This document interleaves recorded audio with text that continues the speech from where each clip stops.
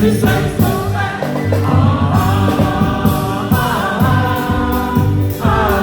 Alléluia, Jésus seul sauveur.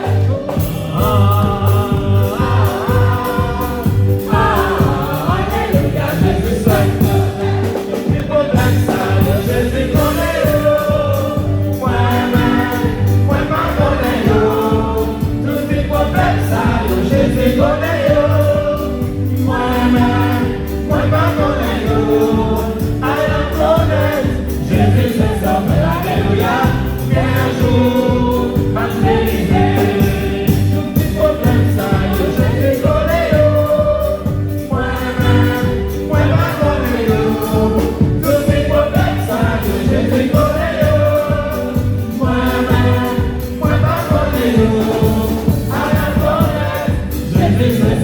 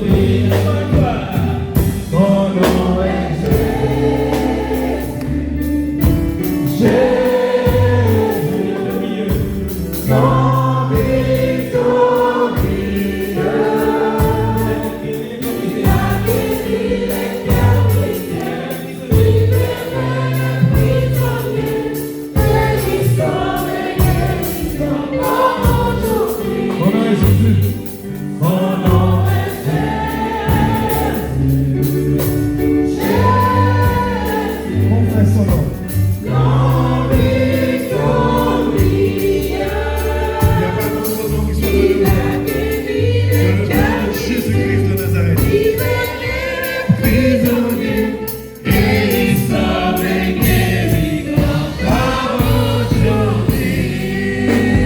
Est-ce que nous croyons que Jésus sauve et guérit encore aujourd'hui? Est-ce que nous le croyons? Est-ce que nous croyons que Jésus sauve et guérit encore aujourd'hui?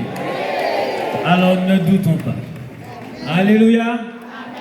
Merci Seigneur Jésus pour ton Esprit Saint que tu fais descendre sur nous. On peut rester là. Dans ta puissance, Pourquoi Seigneur. pas? Oui, dans ta présence, Seigneur, je m'attends à toi. J'ai soif de ta présence, ô Jésus.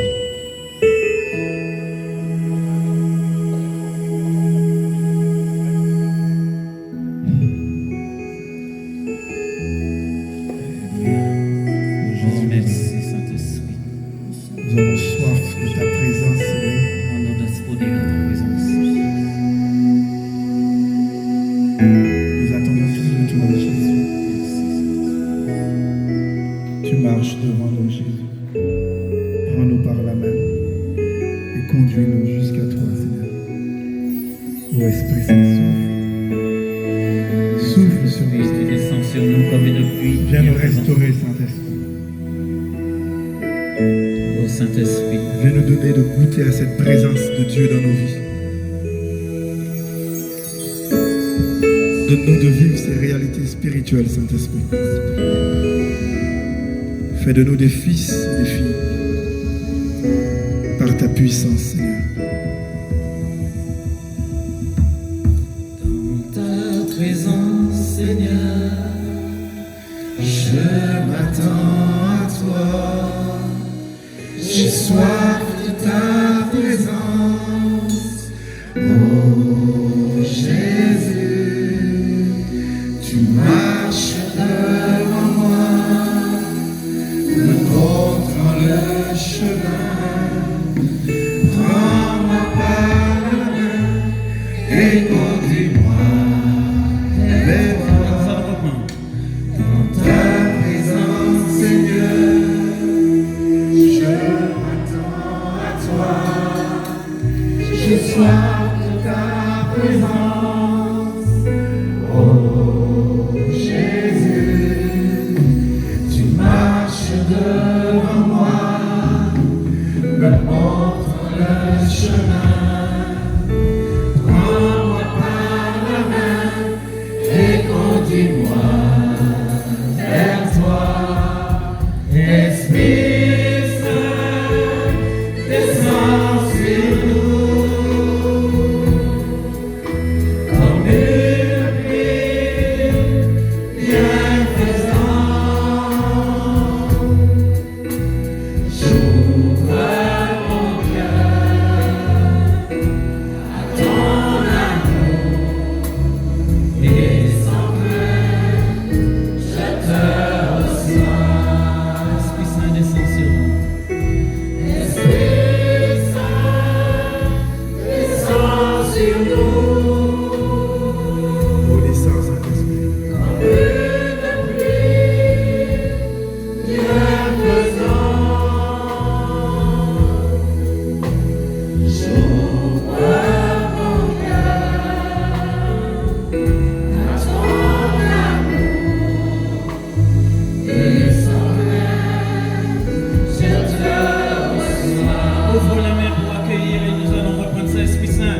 Esprit Saint, Ouvre la main pour accueillir cette pluie bienfaisante qui descend sur nous. comme une pluie Oui, comme une pluie bienfaisante. Tu nous arroses, Saint-Esprit.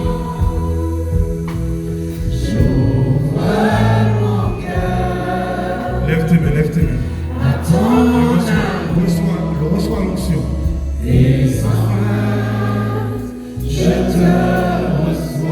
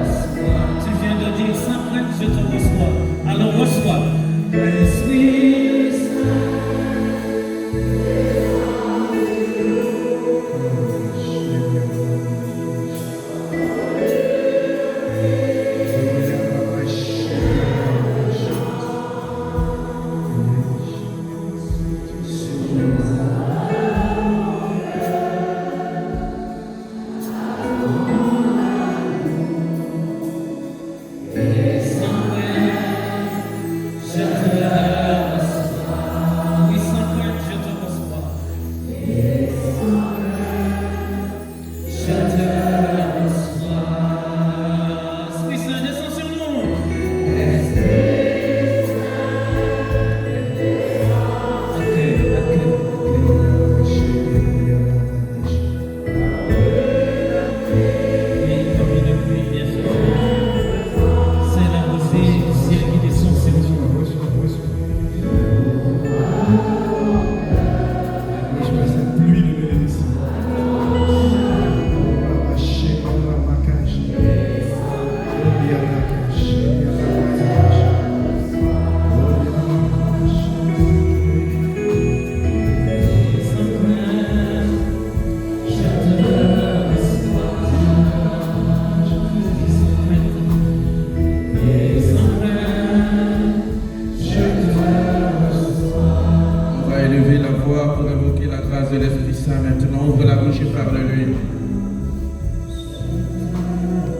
Ouvre la bouche et invoque la grâce de l'Esprit Saint maintenant.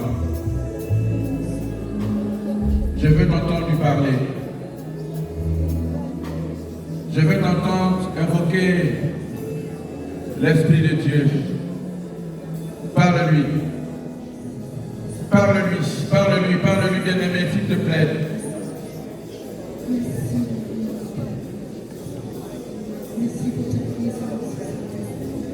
Parle-lui.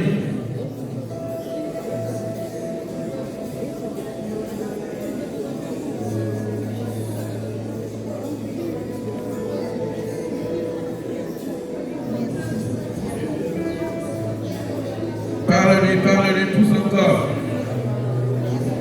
Pousse encore, pousse encore.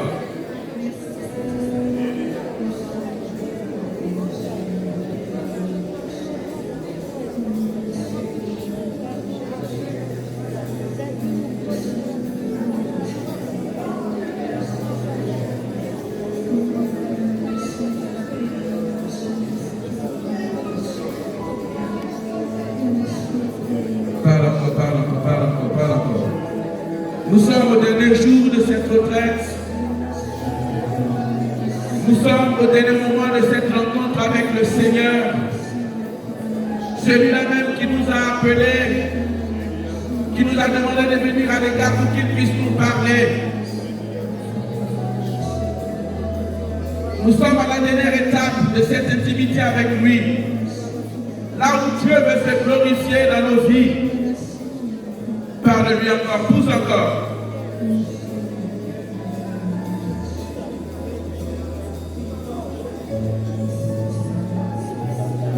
Père, frères et sœurs, nous demandons pardon.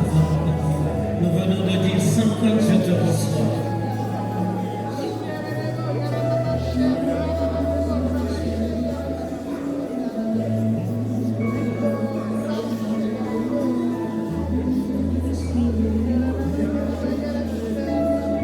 Seigneur, ce matin, c'est pour toi que nous sommes ici. Pendant 3 jours, nous avons pris la peine de t'écouter. Ce matin encore, tu viens renouveler ton alliance avec nous. Regarde ce peuple ici rassemblé en ton nom. Et donne-nous, Seigneur, de goûter aux délices de ta présence. Notre âme, notre esprit s'ouvre à toi maintenant. Donne-nous de te connaître davantage et d'expérimenter ta puissance et ta gloire. Seigneur, permets que sortant d'ici, nous soyons impactés, transformés par ta présence au milieu de ce peuple. Seigneur, s'il te plaît, ne nous laisse pas sortir d'ici sans nous toucher. C'est pour cet instant, c'est pour cette œuvre que nous sommes là. Tu veux faire de nous des témoins ici, dans ce lieu, dans ce pays, dans cette nation. Seigneur, nous te bénissons et nous te glorifions. Merci de te révéler à nous. Seigneur, Seigneur, que ton nom soit béni.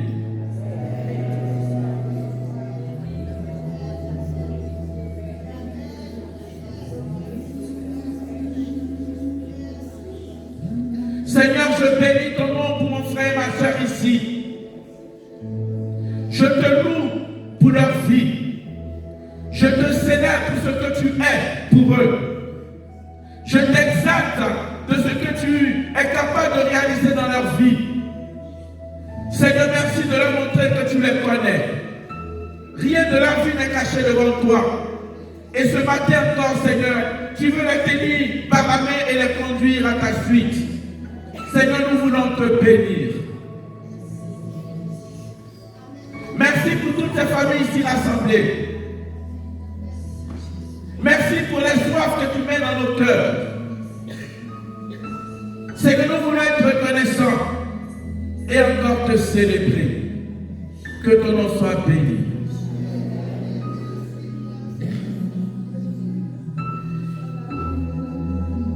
Seigneur, que ton nom soit béni. Que ton nom soit béni. Que ton nom soit béni. Au-delà de ce que je vis, que ton nom soit béni. Au-delà de ce que je traverse, que ton nom soit béni. Au-delà de ce que j'expérimente, que ton nom soit béni. Seigneur, mon âme sans cesse de te célébrer et de louer.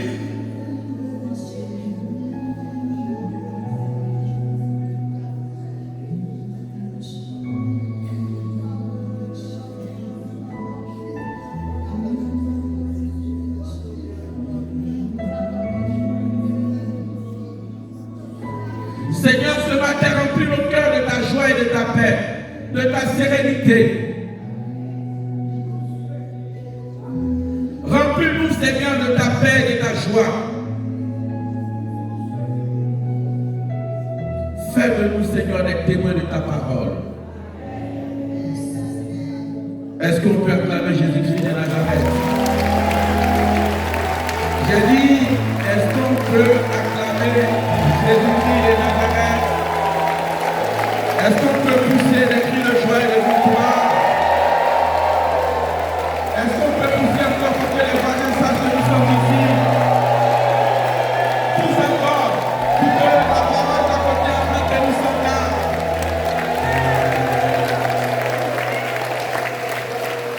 Amen. Alors on va s'asseoir.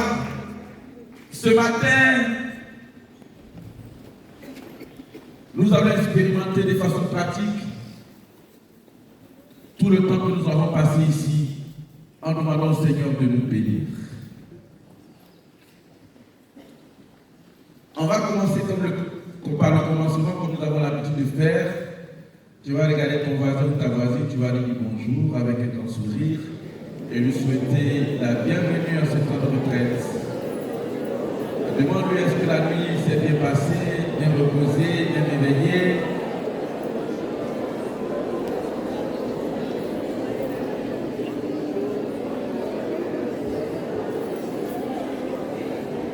Fais-lui un grand sourire et dis-lui tu es au bon endroit et au bon moment. Dis-lui tu es au bon endroit et au bon moment.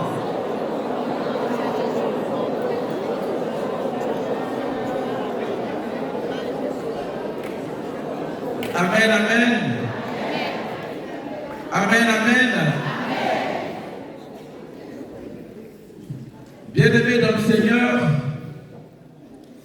ce matin nous allons prier. Dis voisin, nous allons prier. Nous allons prier jusqu'à ce que le Seigneur nous exauce. Je n'ai pas entendu. Nous sommes des candidats pour servir le Seigneur. Nous sommes prêts pour aller à la mission. Mais, vous savez, celui qui se consacre pour l'œuvre de l'évangélisation, celui qui donne du temps pour le Seigneur, Dieu sait donner du temps également pour lui. Je n'ai pas entendu. Et ce matin, nous allons faire connaître au Seigneur nos besoins. Ce qui nous chagrine. Ce qui fait que parfois nous sommes dans le doute ou dans l'angoisse. Nous allons lui présenter cela ce matin. Ce que nous ne pouvons pas dire aux autres, de peur que leur foi soit affectée. Nous allons lui dire, Seigneur, comme à la prière d'Ézéchias, Ézéchias qui était frappé par une maladie mortelle, qui était au bord de la tombe, alors que le roi, le prophète Isaïe lui avait dit tu vas mourir. Ézéchiel avait confiance en la parole du Seigneur, qui est une parole qui est oui et amen. Mais Ézéchiel s'est compté sur la miséricorde de Dieu, qui est riche en compassion et en bonté. Ézéchiel sait que la parole de Dieu qui est relâchée doit s'accomplir. Mais il sait compter sur l'amour de Dieu à son endroit. Il dit Seigneur, aie pitié de moi. Alors que tout était prévu qu'il meure, Dieu dit je renonce à ce que j'ai dit, je te redonne encore 15 années en plus. Et ce matin, nous allons faire connaître au Seigneur ce qui nous fait pleurer et lui demander d'ajouter encore sur nos vies des grades de bénédiction pour nous et pour notre famille. Je n'ai pas entendu. Je n'ai pas entendu. Et pour cela, je voudrais compter sur toi.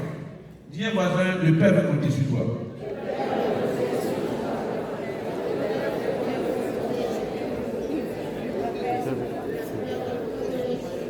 Le thème que nous allons aborder ce matin est tiré de la deuxième épître à Timothée, au chapitre 1er, à partir du verset 7.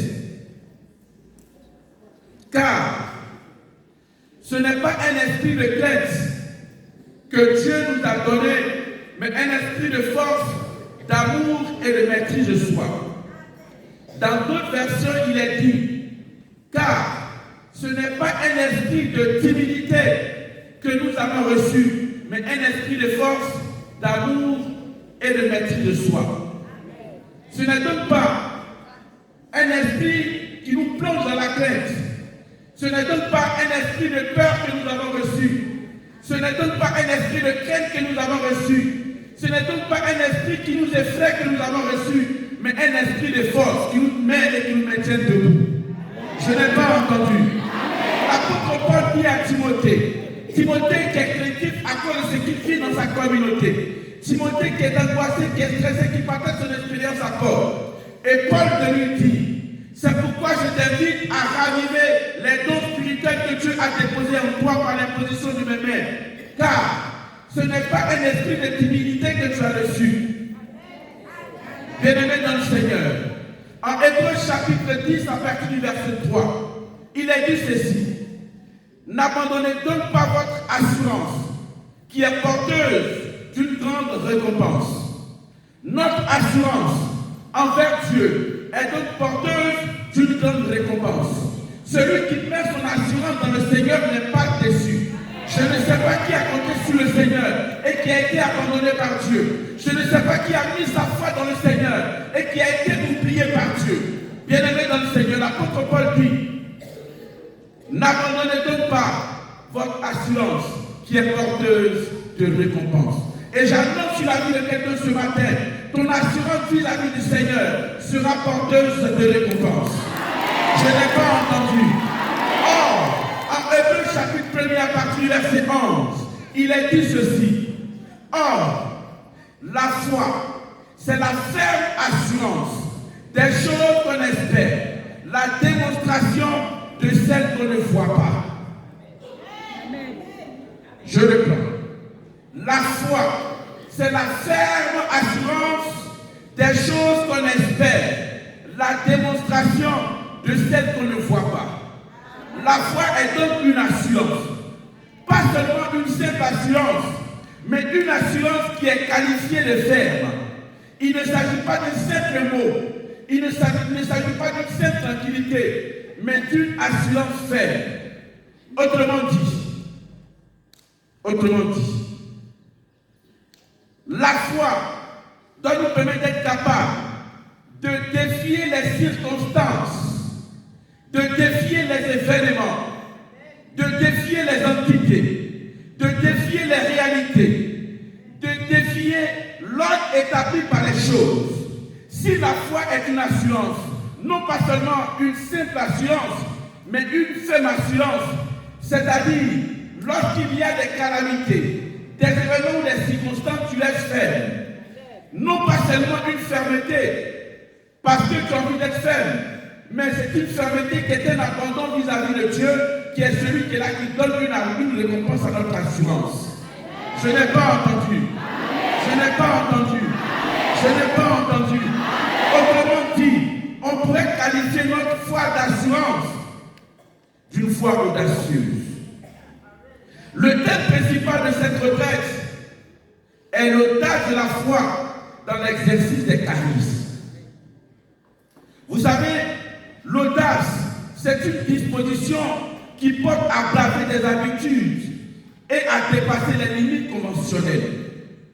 L'audace, je reprends, c'est une attitude, j'allais dire, c'est un état d'esprit, c'est une disposition intérieure qui porte à braver les habitudes et les coutumes et à défier les limites conventionnelles. Je pousse encore. En un mot, l'audace, c'est se risquer dans l'inconnu. Je n'ai pas entendu. Je n'ai pas entendu. L'audace, c'est se risquer dans l'inconnu. Mais comment te risquer dans l'inconnu, puisque l'inconnu, tu ne sais même pas ce qui va arriver. C'est à ce niveau-là que le Seigneur t'attend. Bien-aimé dans le Seigneur, c'est pour cela que ce matin, je ne serai pas long dans mes propos. Je vais expérimenter ce que je suis en train de prêcher avec vous. S'il est vrai que l'assurance de notre foi est une récompense, ce matin nous allons dire au Seigneur, nous allons le prendre par les mots. Seigneur, ce n'est pas nous qui avons inventé ces paroles. Ces paroles ont été dites par des prophètes ici dans la Bible. Nous allons expérimenter ce matin la foi qui est capable de nous donner une récompense de la part de Dieu. Si Dieu dit que nous pouvons nous risquer en comptant sur lui, ce matin nous allons risquer en nous demandant tout ce que nous voulons. Je n'ai pas entendu. Je n'ai pas entendu. Je n'ai pas entendu. Je n'ai pas entendu. J'ai été invité à une retraite ouverte dans un pays ici en Europe. Et cette retraite ouverte était dite retraite des cas impossibles. Alors vous savez, parfois les gens sont attirés par les thèmes. Et il y a une jeune sœur qui est venue de la Suisse à cette retraite. La jeune sœur avait fait un accident où elle avait, dans cet accident, sa mâchoire a été déboîtée, déplacée. C'est-à-dire que quand vous regardez qu'ils l'ont opérée, elle n'a seulement qu'une seule mâchoire. Et de son oreille droite, elle ne pouvait pas entendre. Donc, elle avait un appareil.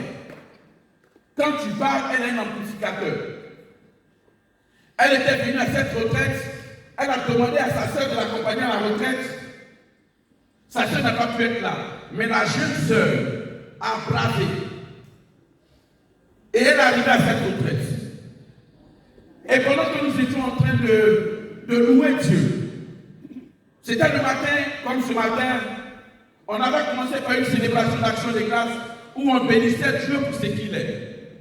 On bénissait Dieu parce que nous savons que quelqu'un ne peut pas avoir quitté ses occupations pour Dieu et retourner sans être touché et béni par Dieu. Je n'ai pas entendu. Et pendant que nous étions en train de célébrer le Seigneur, il y a une forte posture intérieure en moi. Et je dis que le Seigneur est en train de guérir une jeune sœur qui a du mal à entendre. Mais quand j'ai relâché cette parole, je ne pouvais pas imaginer la gravité de ce que je disais. La femme était sourde, la jeune sœur était sourde d'une oreille, parce qu'elle avait perdu la mâchoire. Et le Seigneur m'a dit de lui dire ce que je vous dis maintenant. Si tu as vraiment l'audace de croire que le Seigneur est capable d'opérer cela, je te demande d'avancer. La jeune sœur était dubitative, elle n'entendait pas. Et la voisine qui était à côté d'elle lui a expliqué ce que le père disait. Parce que sa voisine avait vu qu'elle avait une oreillette à l'oreille gauche. Mais l'oreille droite avait été opérée. Alors elle lui explique. Et puis la jeune sœur, elle était craintive. Mais ici je veux que ça ne marche pas. Le Seigneur me donne encore une émotion. Et j'explique que ta voisine est en train de te convaincre de ce que le père est en train de dire. La jeune sœur s'élève. Et elle avance. Pendant qu'elle avance, elle arrive, je lui impose les mains. Quand je lui impose les mains, je lui demande de retirer l'oreillette gauche. Et je lui demande de boucher l'oreille gauche. Et je prie maintenant, je pose la main sur son oreille droite. Et je demande au Seigneur d'opérer dans la vie de cette sœur ce qu'il a mis dans mon cœur. Et de tenir compte de l'audace de cette sœur qui a osé se lever pour venir jusqu'ici devant tout le monde. Et alors je finis de prier. Et je lui demande de reculer. Je dis, Jésus, est-ce que tu entends? La jeune sœur ne fait pas de mouvement. Je dis, Jésus, est-ce que tu entends? La jeune sœur ne fait pas de mouvement. Je l'approche, je pose la main encore et je parle dans cette oreille qui est apparemment fermée. La jeune sœur recule, je dis, Jésus, est-ce que tu entends? Elle dit, oui, j'entends. Je dis, recule. Jésus, est-ce que tu entends? Je dis, j'entends. Et je lui dis, donne-moi ton nom. Et celui qui a le micro, qui cherche à son nom, lui apporte le micro et elle dit, effectivement et textuellement le nom qu'elle a entendu de ma part. Et toute l'assemblée s'est levée et a commencé à acclamer Jésus-Christ. Cette sœur qui ne pouvait pas entendre cette oreille fermée a entendu devant tout le monde.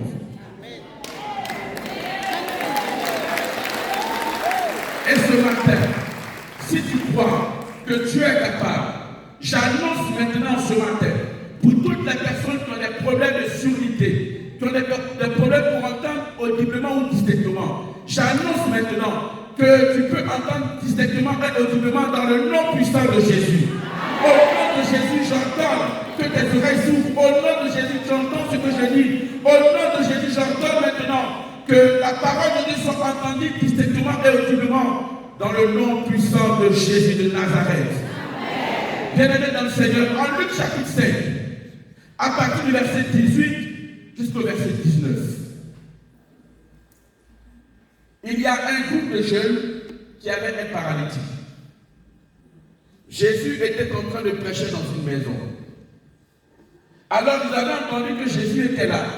Et comme il y avait la foule tout autour de Jésus, il ne pouvait pas entrer dans la maison. Et le texte de Saint-Luc nous dit, ils étaient en train de chercher la possibilité d'avoir accès au Christ. Ils étaient en train de réfléchir comment entrer en contact avec celui qui est capable d'apporter la grâce de la restauration.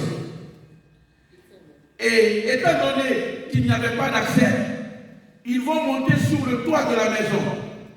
Ils vont découvrir la toiture et ils vont glisser le paralytique par une corde jusqu'au pied de Jésus. Bien-aimé, quand Jésus va voir ce paralytique, il lui dira, lève-toi et marche, ta foi t'a sauvé. Mais en fait, le paralytique a reçu la grâce de la restauration de ses membres parce qu'il y avait des personnes audacieuses qui avaient réfléchi, qui avaient cherché comment entrer en connexion avec le Christ. L'acte qu'ils ont posé de découvrir la droiture était un acte d'audace de la foi qui a permis à Jésus de ne même pas réfléchir et d'accorder la grâce de la restauration à ce paralytique. J'annonce sur la vie de quelqu'un ce matin, pour le fait que tu aies laissé tes activités, que tout ce qui est bloqué dans ta vie saute maintenant dans le nom puissant de Jésus. Je n'ai pas entendu. Je n'ai pas entendu. Je n'ai pas entendu. Vous savez, ici le plus important dans ce texte, c'est le mot chercher. L'audace de leur acte n'est pas venue parce qu'ils ont voulu se livrer à la vérité populaire. Ils ont discerné, ils ont réfléchi avant de passer à l'action. Il faut voir le moment favorable. Il faut créer l'atmosphère favorable pour que l'audace de la foi que tu mènes puisse porter des fruits. Autrement dit, ils avaient désiré passer le paralytique devant Jésus, mais il leur fallait un minimum de discernement et de jugeote avant de se lancer dans cette action-là. En Marc chapitre 5, à partir du verset 25, il y a une jeune femme qui était atteinte d'un flux de sang depuis 12 ans. Cette jeune femme qui perdait du sang voulait entrer en contact avec Jésus. Quand vous lisez Marc, il nous dit que la femme pour entrer en contact avec Jésus est passée par derrière. Alors on pourrait se demander, pourquoi cette jeune dame n'est pas passée devant Jésus pour que Jésus la voie et elle est passée par derrière. Mais cette dame sait qu'à cause de la loi qui l'empêche d'entrer en contact avec Jésus, elle a dû discerner, elle a dû réfléchir avant d'entrer en contact avec Jésus. Autrement dit, on ne peut pas passer à l'action dans l'audace de la foi si on n'a pas un minimum de discernement du contexte dans lequel nous nous trouvons avant de passer à l'action. Je ne sais pas si quelqu'un m'a compris. Je ne sais pas si quelqu'un m'a compris. Je ne sais pas si quelqu'un m'a compris. En Luc, le chapitre 14, à partir du verset 28, Jésus dit, quand une personne veut bâtir une tour, il s'assoit pour calculer ses dépenses, pour voir s'il a suffisamment d'argent avant de commencer à bâtir, de peur que s'il ne commence et qu'il n'achète, les gens se moquent de lui. Dans la dynamique de la foi, même si cette foi est une ferme assurance, mais c'est une ferme assurance de ce qu'on espère. Or, pour espérer quelque chose, il faut avoir la vision de ce dont on espère. Tu ne peux pas demander la grâce d'une situation d'opportunité si en toi-même, tu n'as pas la vision de ce que tu peux obtenir. Car la grâce se base sur ce que tu offres et que tu présentes au Seigneur. Pour que Jésus puisse multiplier les 5 pains et les 2 poissons, il a fallu qu'un enfant lui présente cette quantité petite pour que le Seigneur puisse accorder ce miracle. Je vais dire à quelqu'un ce matin, tu ne peux pas décider qu'il y ait une progression dans ton entreprise si tu n'as pas une claire vision de ce que tu veux présenter à Dieu, si tu n'as pas une idée claire de comment est-ce que tu veux que ton entreprise puisse être propulsée. La prière que tu vas présenter au Seigneur dépend de la vision que tu as de ton entreprise. Bien-aimé dans le Seigneur, c'est pour cela qu'en Nombre chapitre 14, Dieu qui est souverain, Dieu qui a l'autorité, qui est capable d'ouvrir les portes fermées, avant de posséder Canaan, il dit à Josué et à Moïse, Canaan est un territoire qui vous appartient. Mais avant d'aller sur le territoire de Canaan, en Nombre chapitre 14, à partir du verset 1 et suivant, Moïse va demander à chaque personne de chaque tribu d'aller prospecter le territoire.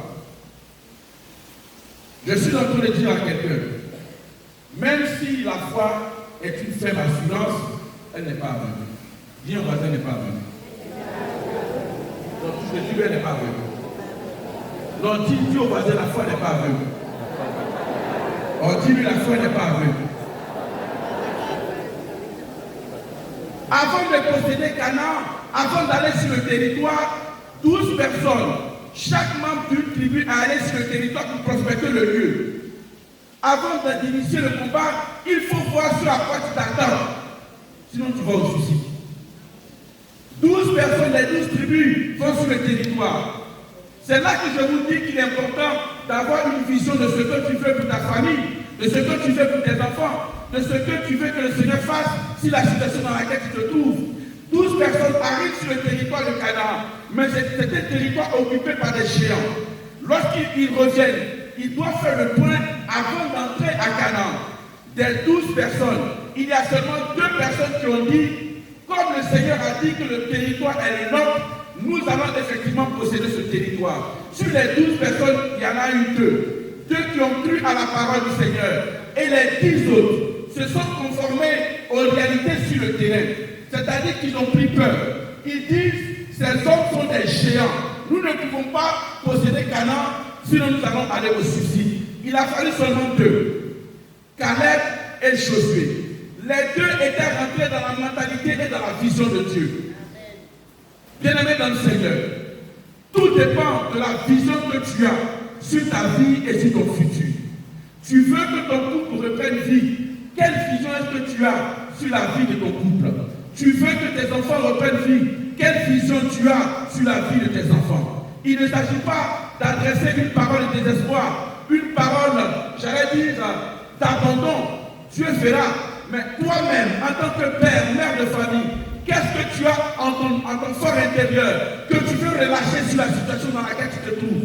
Tout dépend de la vision que tu as de la réalité. Je n'ai pas entendu. Bien-aimé dans le Seigneur, en Jésus chapitre 1 à partir du verset 11, Josué va demander au peuple, faites-vous des provisions. Dis à un voisin, faites-vous des provisions. Pendant 3 jours, faites-vous des provisions.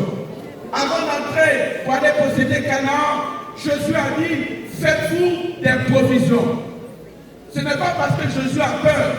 Ce n'est pas parce que Jésus ne croit pas. Jésus est déjà rentré dans la vision de Dieu. Il sait que Dieu leur a dit que ce territoire leur sera donné. Mais pour entrer en possession de ce territoire, Dieu dit au peuple de se préparer.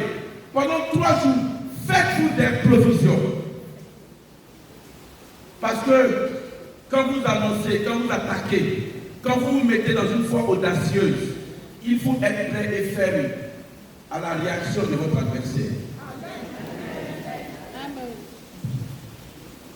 Amen. Je m'adresse à des gens dans les familles desquelles où on n'a pas dépassé certaines limites. Peut-être que dans ta famille, jusqu'à présent, personne n'est encore marié. Vous n'avez pas encore franchi cette limite. Et toutes ces personnes qui ont tenté de franchir cette limite n'ont pas eu gain de cause. Bien-aimé dans le Seigneur, tout dépend de ce que tu penses, de ce que tu crois et de ce que Dieu a dit sur ta vie. Quelles sont les promesses de Dieu sur ta vie? Est-ce que Dieu a condamné votre famille au célibat? Est-ce que Dieu a dit que jamais dans votre famille personne ne va réussir? Je voudrais dire à cette personne ce matin, même si c'est impossible, par toi cela va commencer.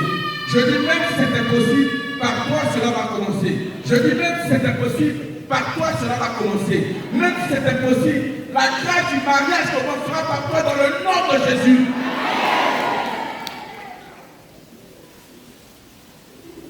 Dis-moi la même fois encore. Est-ce que je peux pousser encore?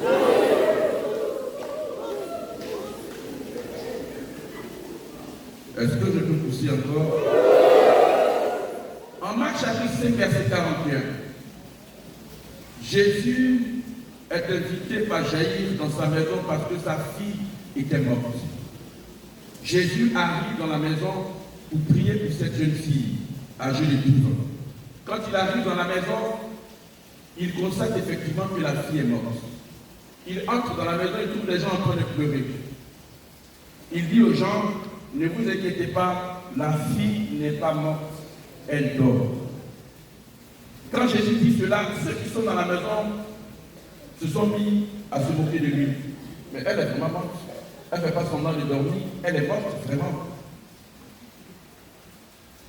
Quand Jésus a vu les gens en train de se moquer, parce qu'il a dit la fille n'est pas morte, elle dort, Marc nous dit, Jésus a expulsé de la chambre de la jeune fille tous ceux qui avaient une vision contraire à ce qu'il a dit.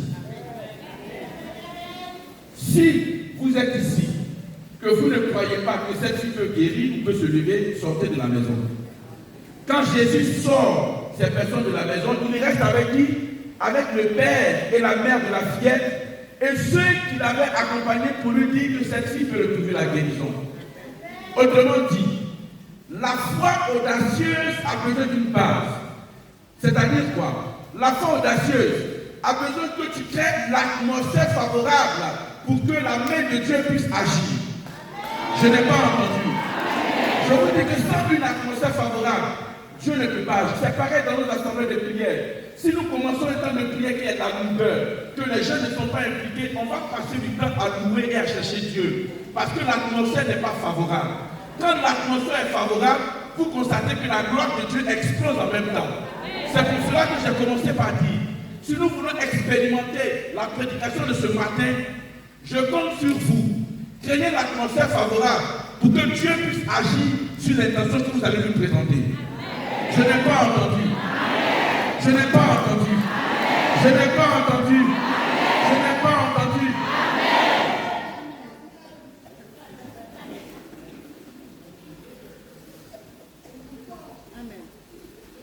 Siracide chapitre 18, verset 16. Verset 26, pardon. Siracide dit, du matin au soir, tout peut changer. Le Seigneur s'est fait vite. Je reprends. On dit ensemble. Du matin au soir, tout peut changer. Le Seigneur s'est fait vite. On reprend. Du matin au soir, tout peut changer. Le Seigneur s'est fait vite.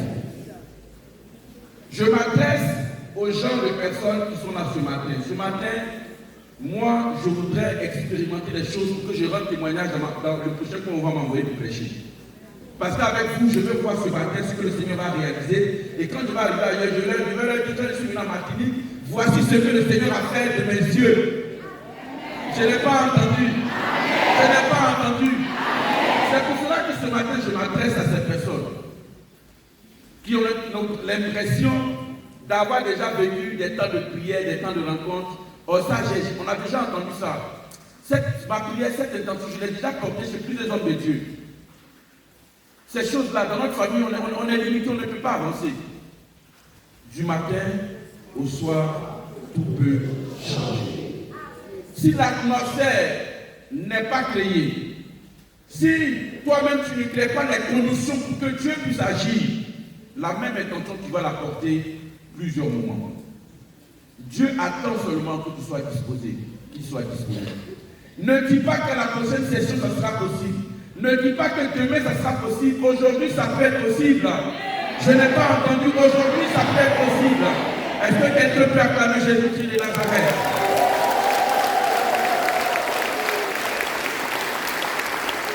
J'ai été invité très cher dans une ville de l'intérieur de la Côte d'Ivoire. Et en marge de la prédication, il y avait un jeune homme qui avait le ventre ballonné. Un maître de cœur qui aime Dieu, qui aime l'Église, qui est très engagé. Ce jeune homme était frappé d'une double peine. J'étais avec mon frère, le père Roali. Je ne sais pas ce que ce jeune homme avait comme mal, mais il ne pouvait pas fermer les yeux, c'est-à-dire qu'il n'arrivait pas à dormir. Quand il doit dormir, c'est qu'il a reçu le sacrement. C'était la présence de Jésus, ce sacrement seulement qui pouvait le soulager à dormir. Il avait essayé plusieurs fois des temps de prière, des réveils de prière. Et ce jour-là, il est venu à cet endroit parce qu'on avait organisé une neuvaine à la Vierge Marie, Marie qui défait les nuits. Donc il était venu également, et aussi pour expérimenter. Et puis en marche, il nous a dit, mon père, est-ce que c'est possible qu'en marche de la rencontre, vous puissiez venir chez moi à la maison pour que nous puissions prier? Je vous assure, le père, Wadi et moi, avec un autre frère, nous sommes arrivés au domicile de ce monsieur.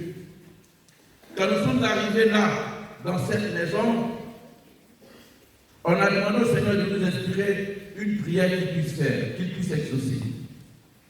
Et puis là, le Seigneur met dans nos cœurs la prière à Marie, Auguste, Reine des cieux. Vous connaissez cette prière? Est-ce que quelqu'un peut réciter la prière?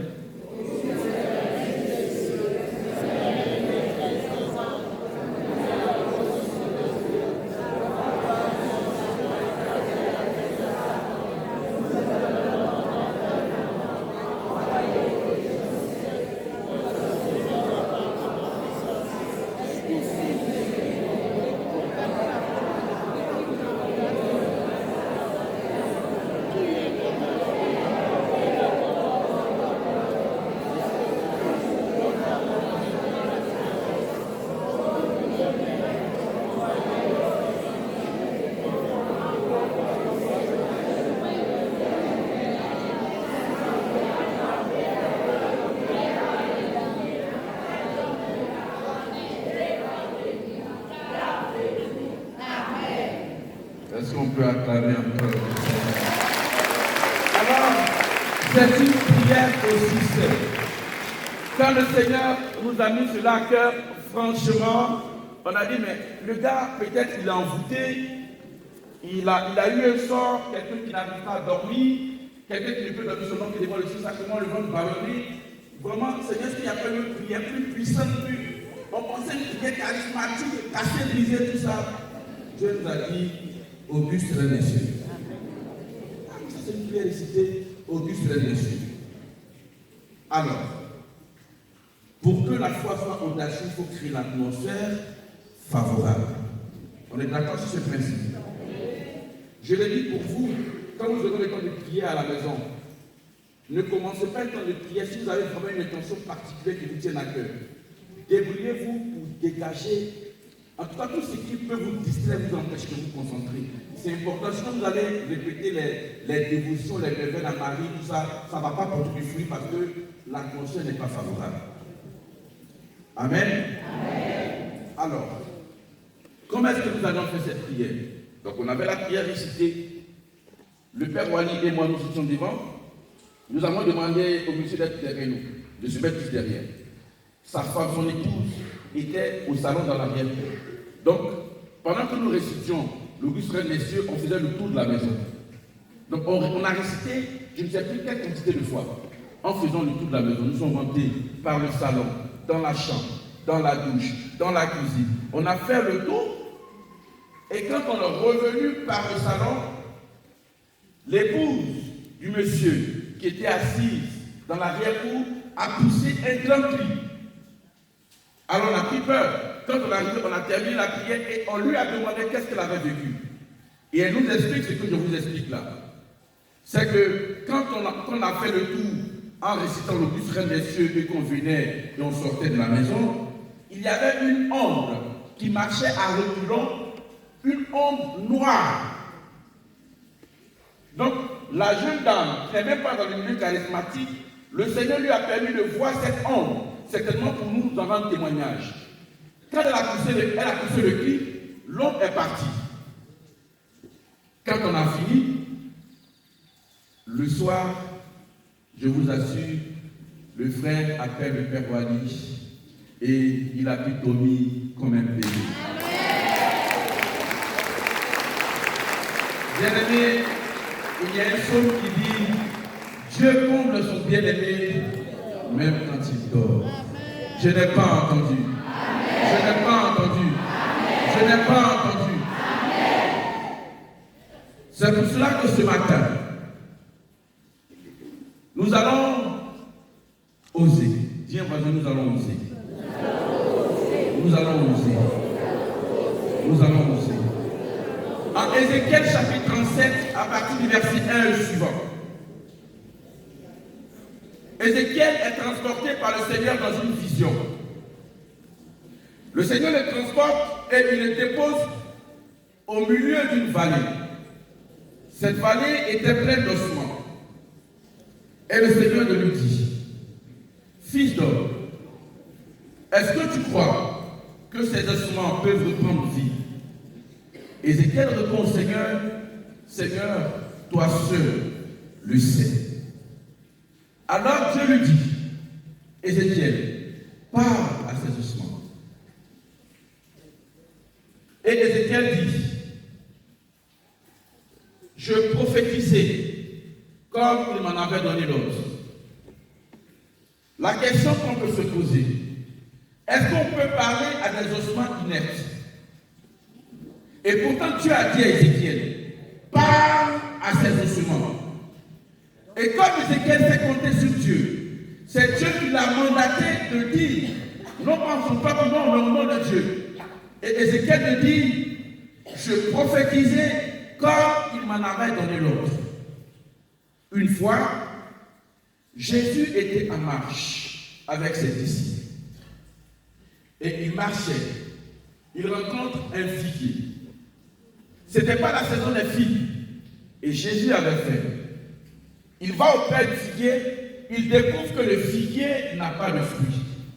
Et Jésus parle sur le figuier. Il dit au figuier, plus jamais le fruit ne sortiront de toi. Jésus va avec ses disciples. Au retour de la marche, les disciples constatent que le figuier avait desséché. Une parole humaine adressée à une entité, c'était une plante. Jésus dit, plus jamais de fruits ne sortiront de toi. Et la plante a entendu ce que Jésus a dit. Autrement dit, dans l'audace de la foi, le Seigneur nous demande seulement de proclamer sur peu importe l'entité que nous avons. Oh, je n'ai pas entendu. Si la plante a obéi, si les ossements ont obéi, c'est que la parole de Dieu est assez efficace pour accomplir ce pourquoi elle a été relâchée. Je n'ai pas entendu. Je n'ai pas entendu. Je n'ai pas entendu. Je termine par ce témoignage.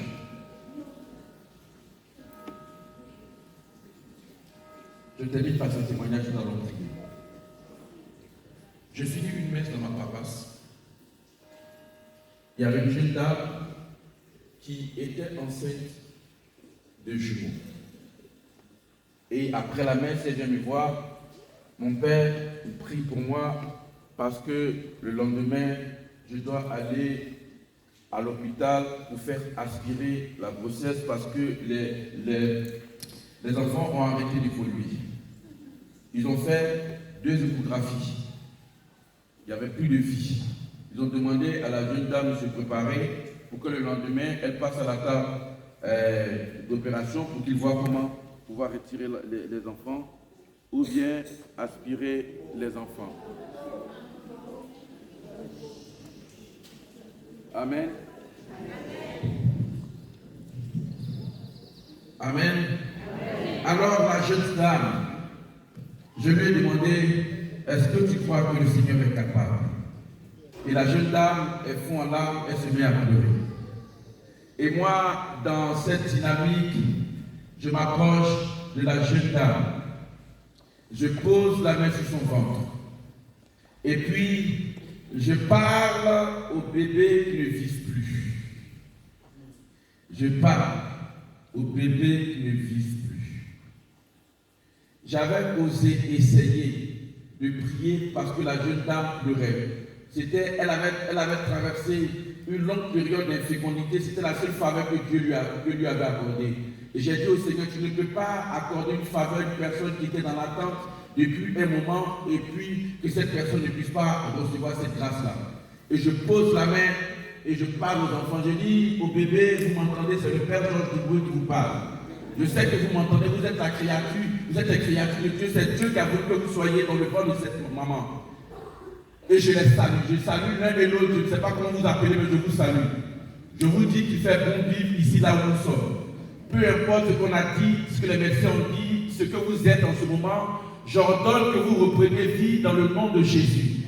J'impose la main à la femme, la maman pleure et puis, bon, rien ne se produit apparemment. Et la dame, je lui ai dit, bon, va quand même à l'hôpital et puis, lorsqu'elle arrive, on refait l'échographie, les 2 enfants sont vivants. Je dis les 2 enfants sont vivants, les 2 enfants sont vivants. Il y a de la vie dans la parole du Seigneur, il y a de la vie quand Dieu est avec nous. Il y a de la vie quand Dieu nous mandate, quand Dieu nous accompagne. Et ce matin, je prie le Seigneur que tu expérimentes ses bontés et sa miséricorde sur ta vie. Je ne peux pas te convoquer dans cette retraite et te laisser partir comme tu es venu. Il sait combien tu as engagé pour ton groupe de prière. Il sait les difficultés que tu as dans les familles. Il sait tout cela. Il sait aussi les besoins que tu as en tant que personne. Il connaît tes déboires, tes frustrations et ses pleurs. Il sait ce dont tu as besoin ce matin. Bien-aimé dans le Seigneur, je voudrais que tu expérimentes avec moi ce dont le Seigneur est capable. Pour que vous croyiez ce que je suis en train de dire maintenant, il y a une personne dans cette assemblée et à cause de cette personne, je donne ce témoignage maintenant. Tu as des photos, pas une photo, je ne sais pas si tu as 2 photos des personnes qui te tiennent à cœur, des personnes très chères. Parmi ces 2 personnes, dans ces 2 photos, il y a une personne qui est malade. Je donne ce témoignage pour que tu crois ce que je suis en train de dire maintenant. J'étais en train de prêcher une retraite comme celle-là. Et puis, il y a une jeune dame qui était venue avec une photo de sa maman qui était dans le coma dans son pays d'origine. Et le Seigneur me mettait à cœur de parler à la photo comme si je parlais à la personne présente devant moi. Et je parle à la photo sans même savoir que cette personne était dans le coma. Je me suis dit que certainement elle avait porté sa maman qui était malade. Alors je parle à la photo et je dis, je ne sais pas où tu es, où tu te trouves en ce moment, mais là où tu es, tu entends ma voix. Et je déclare, je relâche des paroles sur cette photo au nom de la personne qui est touchée là, je ne sais pas. On finit la prière. Le soir de la prière, la jeune dame appelle la bergère pour lui expliquer ce que je vous explique maintenant. Elle dit, quand on a fini la prière, il était entre midi et 2. La prière avait commencé à 9h. Et moi, j'avais commencé à proclamer à partir de 11h15 par là. Bien-aimé dans le Seigneur, quand elle est sortie, On l'appelle pour le dire. On n'a pas voulu t'émettre parce que ta grand-mère, qui était dans le coma, est morte. On n'a pas voulu te l'annoncer. Elle était décédée la veille de la retraite.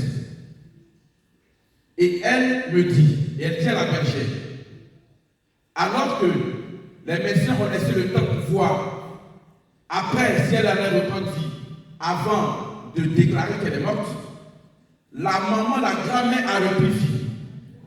La grand-mère a repris vie et les témoins qui étaient là, elle demande c'était à quelle heure. Et elle lui donne exactement l'heure à laquelle la grand-mère avait repris vie. C'était l'heure à laquelle je proclamais la parole sur la photo.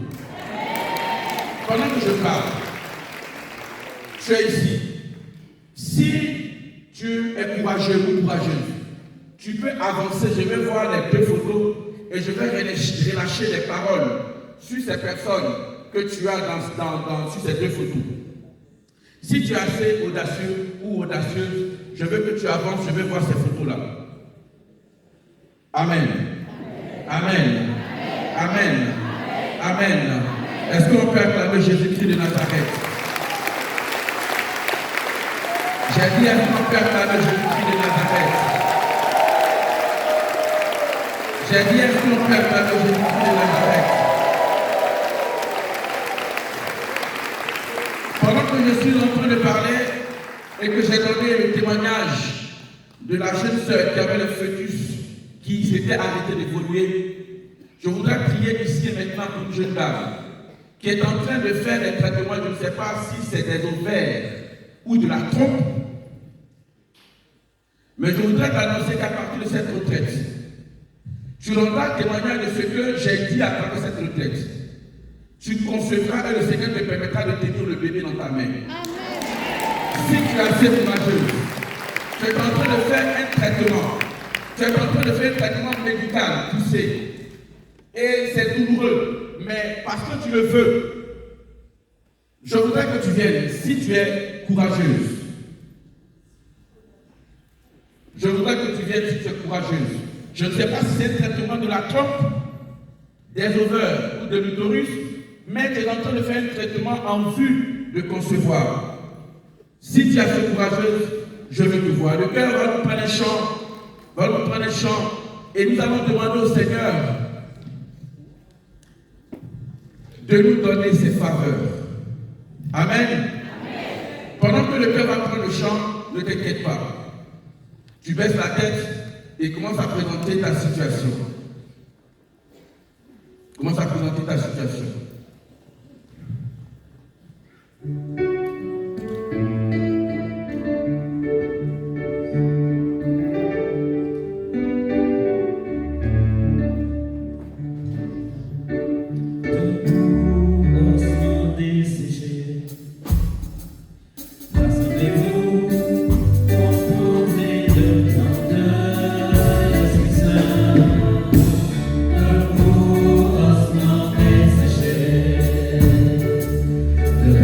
Yeah.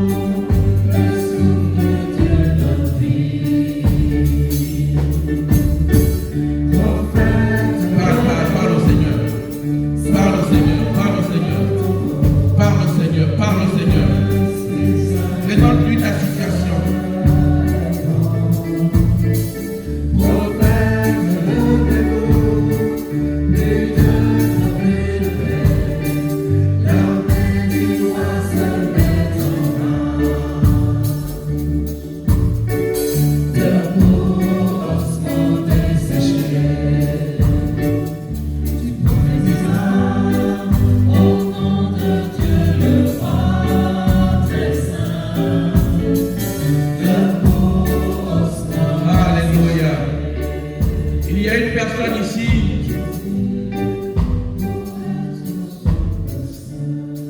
Seigneur, nous te bénissons pour ce que tu es en train de réaliser.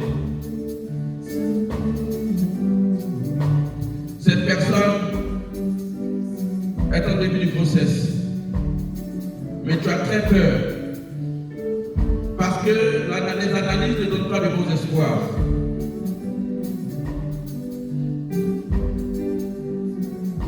Seigneur, mon âme te bénit en ce matin.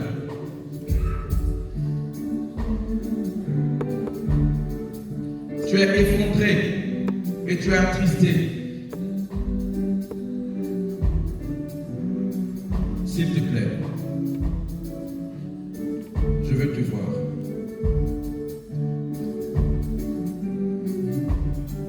Je veux te voir. Il y a 3 personnes qui sont venues ensemble. Il y a 3 personnes qui sont venues ensemble. Et parmi ces 3 personnes, il y a une de ces 3 personnes. Je crois que les 3 doivent être de la même famille. Tu as postulé pour un emploi à la métropole.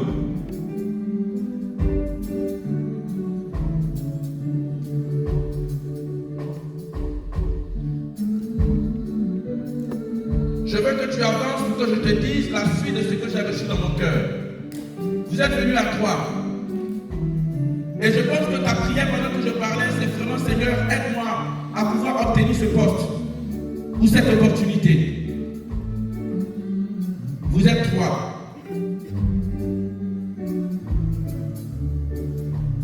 Vous êtes venus à 3. Et parmi vous 3, il y a une personne. Seigneur, je te bénis pour ce que tu réalises en ce matin encore. Seigneur, tu nous permets d'aller au-delà de nos limites et de franchir les barrières conventionnelles. Ces 3 personnes sont des sœurs. Elles sont des sœurs, elles sont venues à 3. Ce sont des sœurs.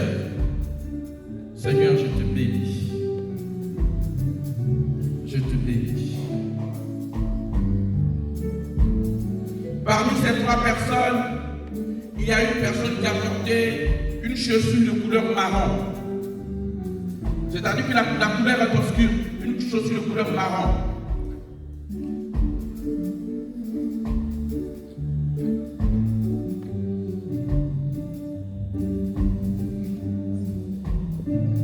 Alléluia. Seigneur, je te bénis. Je te bénis. Je te bénis pour ce que tu réalises en ce matin. C'est important, bien-aimé. N'aie pas peur. N'aie pas peur, avance. N'aie pas peur, avance.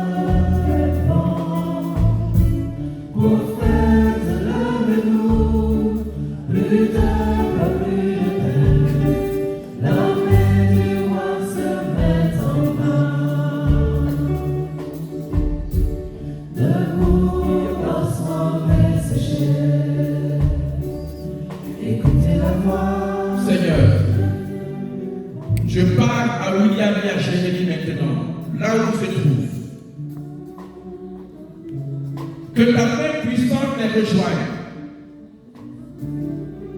Merci Seigneur. Merci Seigneur de les toucher là où ils se trouvent en ce moment. Vous m'entendez, vous m'entendez, vous m'entendez. Je déclare que la parole de Dieu se réalise sur votre vie dans le nom puissant de Jésus. Je ne sais pas ce que vous vivez ou traversez une situation difficile, mais la main de Dieu se pose sur vous là où vous vous trouvez. Recevez votre exaucement au nom du Père et du Fils et et du Saint-Esprit. Soyez bénis.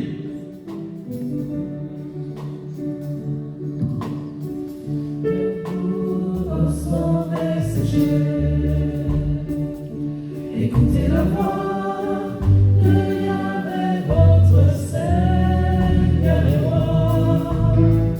Debout, ossements desséchés, il coupe vivant selon son Esprit Saint. Prophète, levez-vous, sortez de vos tombeaux.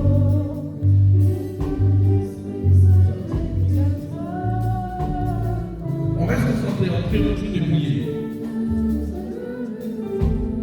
La jeune sœur qui est enceinte, qui a peur, ton fiancé est avec toi, il est ici.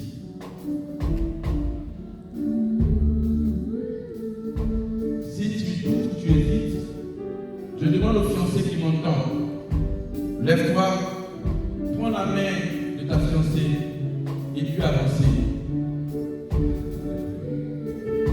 N'ayez pas peur, lève-toi, prends la main de ta fiancée et puis avancez.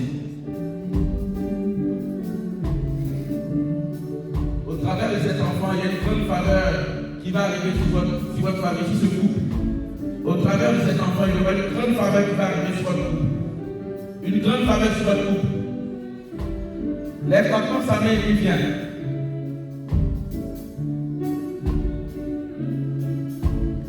Seigneur, nous te bénissons.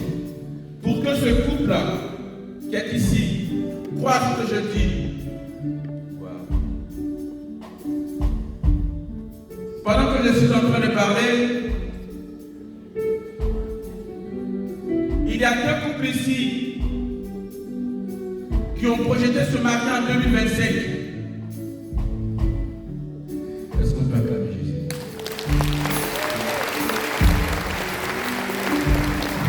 Bien-aimé, je n'ai pas d'insister trop sur les paroles parce que ça peut paraître un spectacle. Mais à cause de l'enfant qui est en toi, je voudrais vraiment prier. Cet enfant va grandir, il va naître dans de bonnes conditions, en bonne santé. Je vais prier pour votre couple. Pour que tu fasses ce que je dis. Il y a deux couples ici qui ont projeté se marier en 2025.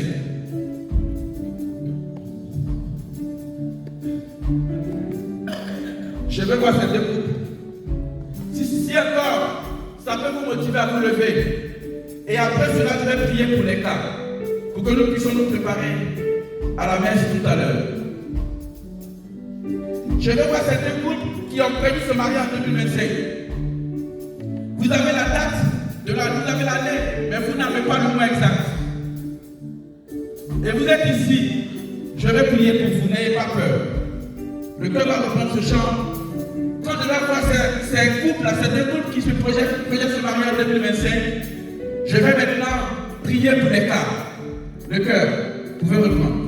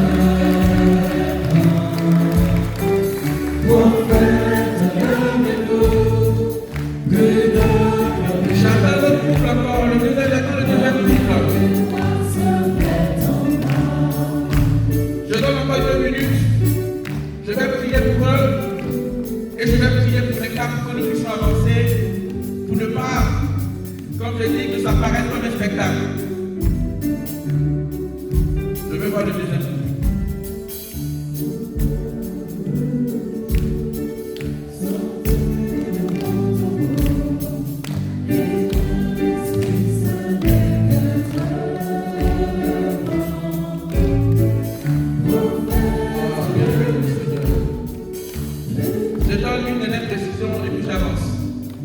Le deuxième couple, il y a l'un des un de ses parents qui est malade. Je crois que c'est ce qui fait un peu le blocage qui te met un peu dans le doute. Parce que tu aurais souhaité que cette personne malade soit présente le jour de ce mariage. Pour que tu vois, à cause de toi, quand tu vas venir, je vais prier pour ce parent malade. Pour que ce parent malade soit effectivement là en 2025, le jour de ton mariage.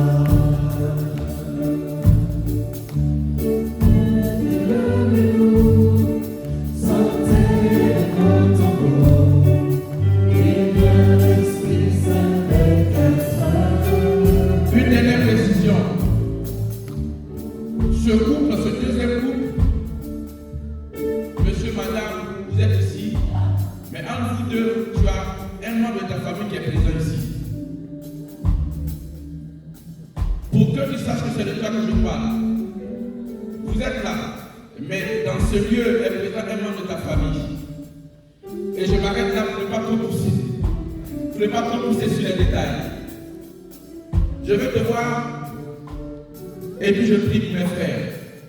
Amen encore. Amen. Amen deux fois. Est-ce qu'on peut acclamer le Seigneur pour ce groupe de personnes qui veulent avancer?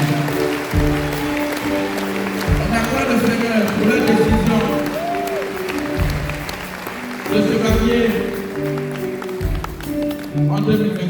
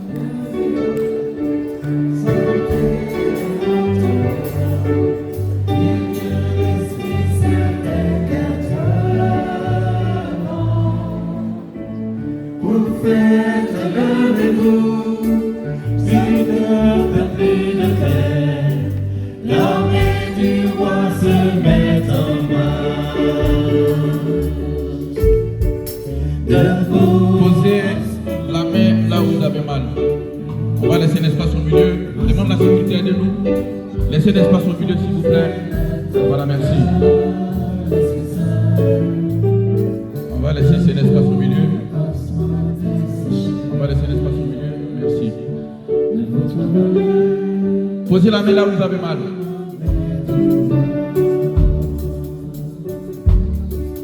On va laisser l'espace au milieu ici. Posez la main là où vous avez mal. Et puis entendez ce que je dis maintenant.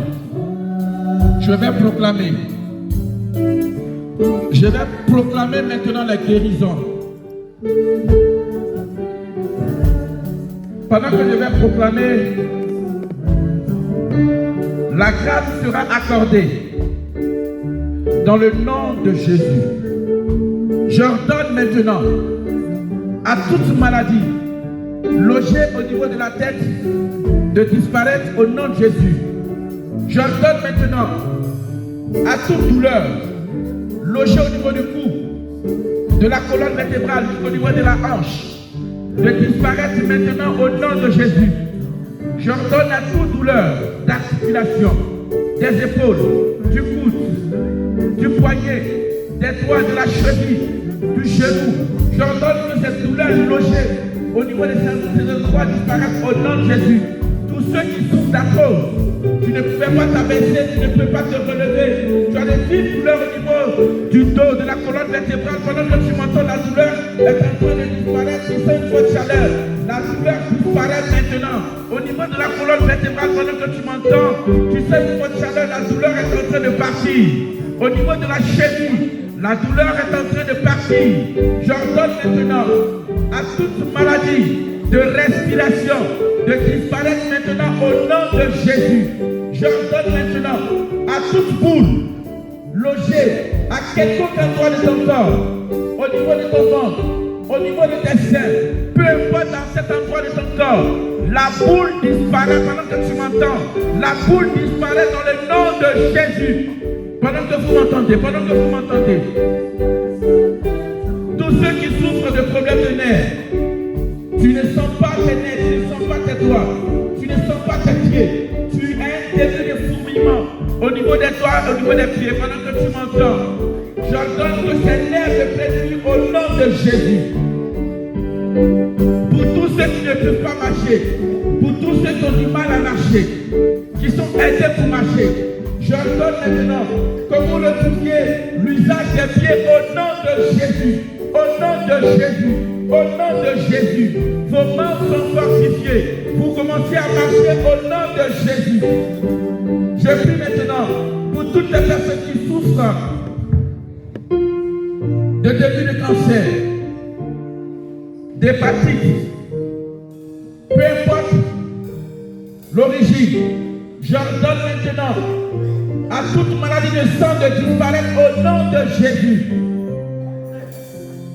J'ordonne maintenant à toute douleur logée au niveau du ventre de disparaître au nom de Jésus. J'ordonne maintenant à toute douleur logée au niveau du ventre de disparaître dans le nom puissant de Jésus. J'ordonne maintenant à toute douleur logée au niveau de ton bas-ventre de disparaître dans le nom puissant de Jésus. Je prie maintenant pour tous ceux, pour toutes celles qui ne pouvaient pas concevoir. Vous recevez la grâce de la conception au nom puissant de Jésus. Je prie la restauration pour vos membres, pour vos corps, pour vos cellules. Tout cela représenté dans le nom puissant de Jésus. Pour tous ceux, pour celles qui ne pouvaient pas voir de loin ou de près. Vous voyez distinctement dans le nom puissant de Jésus. Pour tous ceux qui n'arrivent pas à entendre audiblement, vous entendez dans le nom puissant de Jésus. Et je prie que Dieu Tout-Puissant vous bénisse, le Père, le Fils et le Saint-Esprit. Pendant que vous serez en train de vous retourner, vous allez constater que la douleur a disparu. Pendant que vous marchez et que vous retournez, commencez à faire le mouvement en le pensant à vous asseoir. Vous allez voir que la douleur a disparu. Est-ce qu'on peut acclamer Jésus-Christ de Nazareth?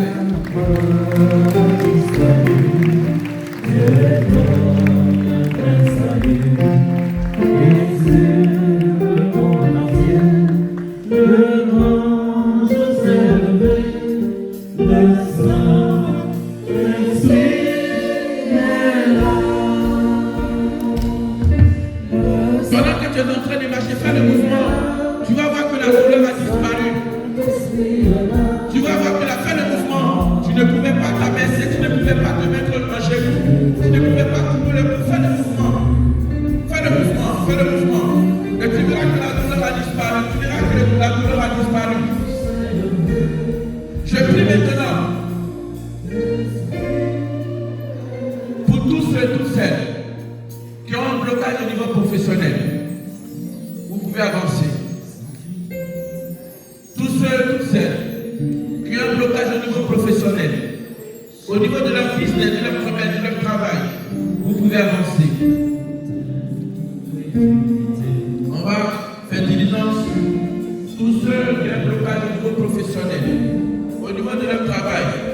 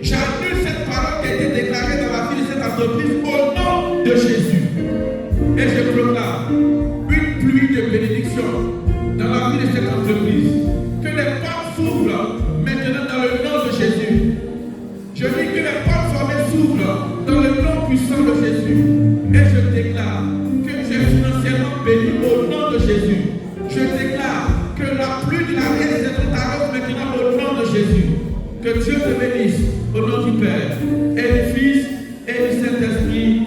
Amen.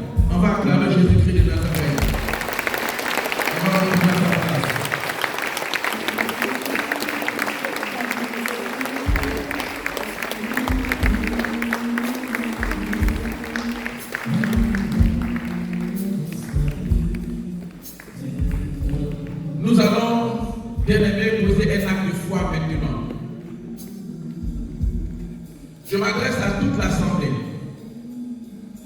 Oh, que je voudrais qu'il y ait des hommes et des femmes qui s'investissent pour la cause de Dieu et pour l'avancée du royaume de Dieu. Oh, que je voudrais qu'ici, en Martinique, il y ait des hommes et des femmes qui soient prêts à se débrouiller pour que le règne de Dieu puisse s'étendre dans les maisons et dans les familles. Dans le livre de Juges, au chapitre 6, à partir du verset 7, le peuple d'Israël, qui était un peuple béni par Dieu, or le peuple était pourchassé, poursuivi par un adversaire qu'on appelle les Madianites. Dis un voisin les Madianites. Touche-le, dis-lui les Madianites. Touche-le, dis-lui les Madianites. Les Madianites poursuivaient Israël à quelque part qu'ils étaient.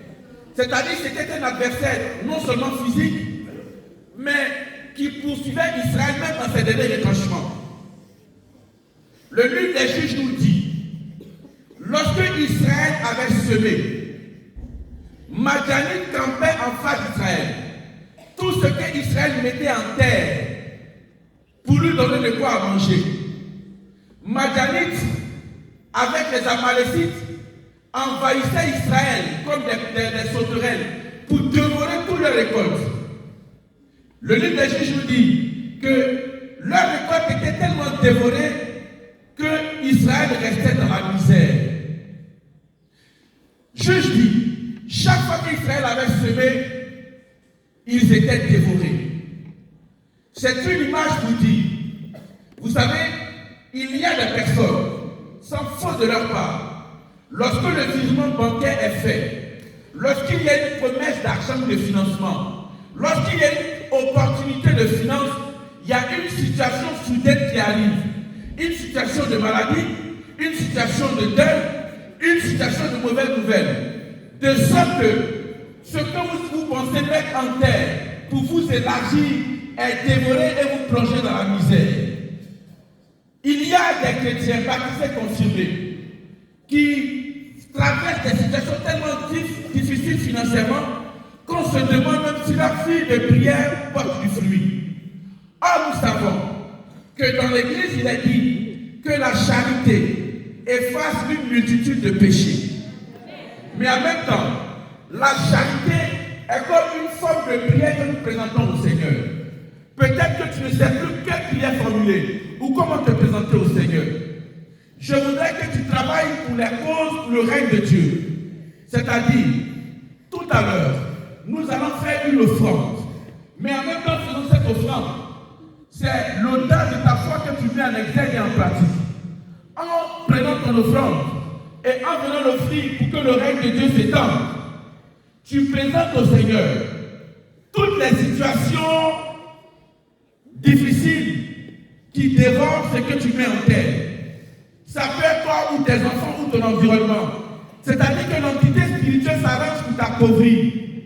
Vous verrez des gens belles des figures, des gens qui vont au travail, mais qui vivent, j'allais dire, au restreint. Ils n'ont pas l'opportunité de se tendre à gauche ou à droite.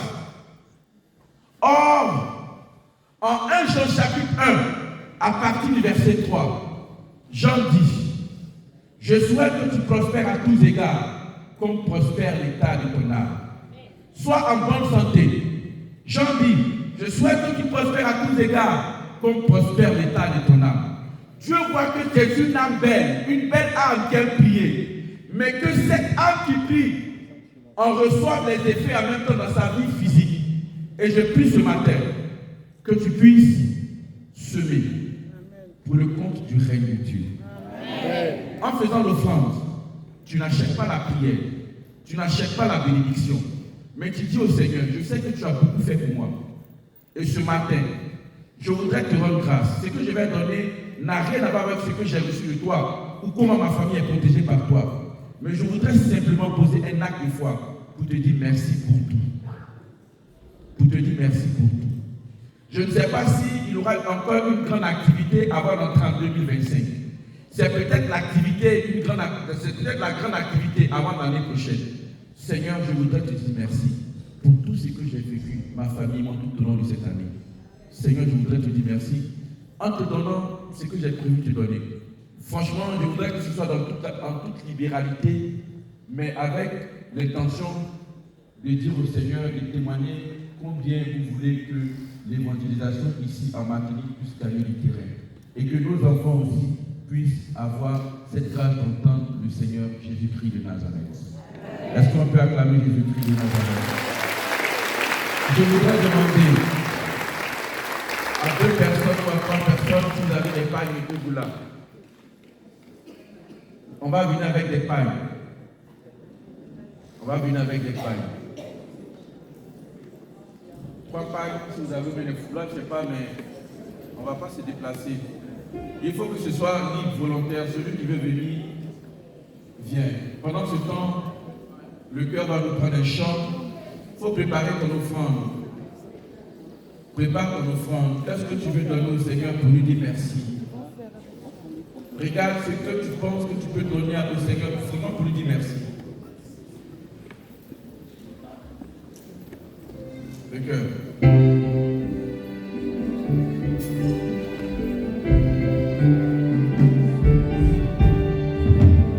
Alors, l'après-midi, nous allons entendre des témoignages.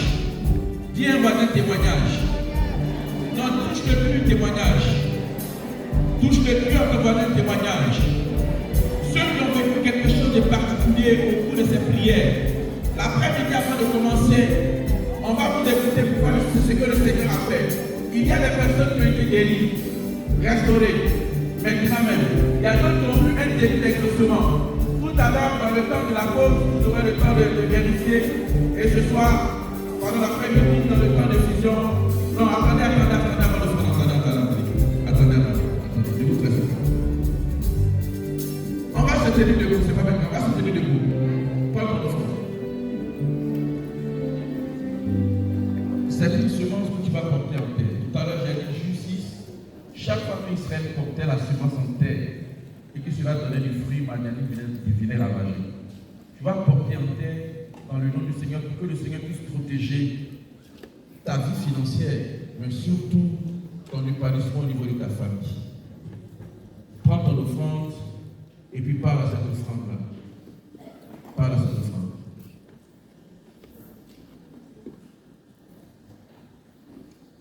Le cœur va prendre le chant. Pendant que le cœur prend le chant, on vient, tout en restant dans la prière, pour déposer notre offrande. On peut avancer. Pendant que tu viens, continue de prier.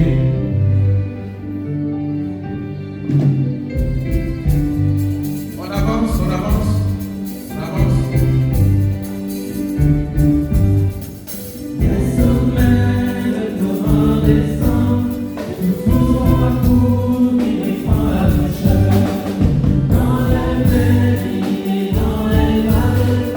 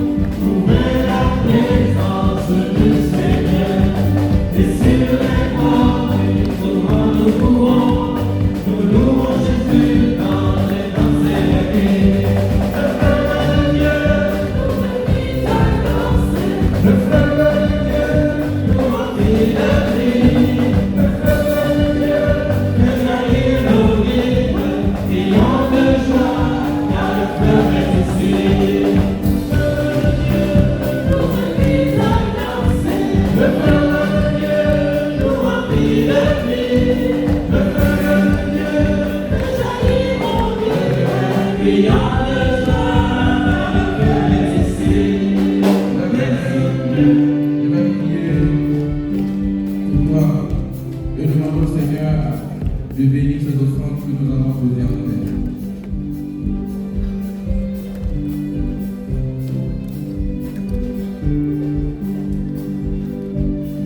Seigneur, regarde ces mains qui sont levées vers toi ce matin. Seigneur, tu connais leur vie de famille. Tu connais les difficultés financière. Tu vois leur entreprise, leurs enfants, leurs épouses, leurs époux. Seigneur, je te supplie, bénis ces mains qui ont bien voulu donner en toute générosité, pourvoir à leurs besoins,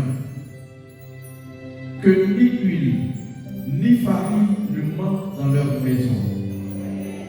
Et que Dieu Tout-Puissant vous bénisse, le Père, le Fils et le Saint-Esprit. Est-ce qu'on peut acclamer Jésus-Christ de Nazareth?